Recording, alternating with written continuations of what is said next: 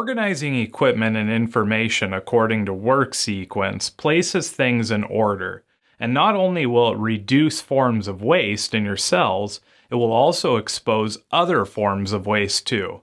For example, when you place your equipment in a sequential order, work in process inventory cannot be stacked up in extreme amounts, which means that over time your inventory level should go down. In addition to this benefit, you will greatly reduce transportation distances in comparison to a functional layout. With this in mind, it will also expose many opportunities for you. For example, if a machine breaks down, you will know right away.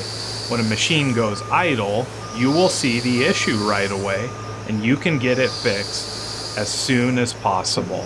Another opportunity that will become obvious when equipment is co-located and placed in sequence is that you will need to balance the work that is performed on the line. This is referred to as line balancing. As you can tell, the benefits of moving from a functional-based layout far exceed any challenges that you might be presented with.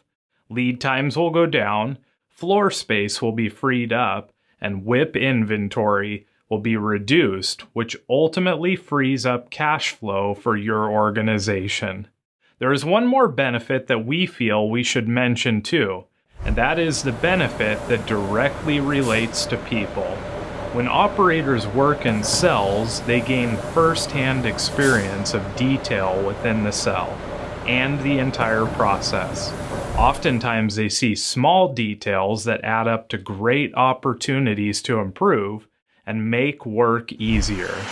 As operators identify forms of waste and issues within the cell they are working in, they can share ideas and brainstorm how they can improve their lines. You will see that after your cells are established, operators who work in the cells will develop a great sense of pride for their cell. And that's it, the basics of work sequence.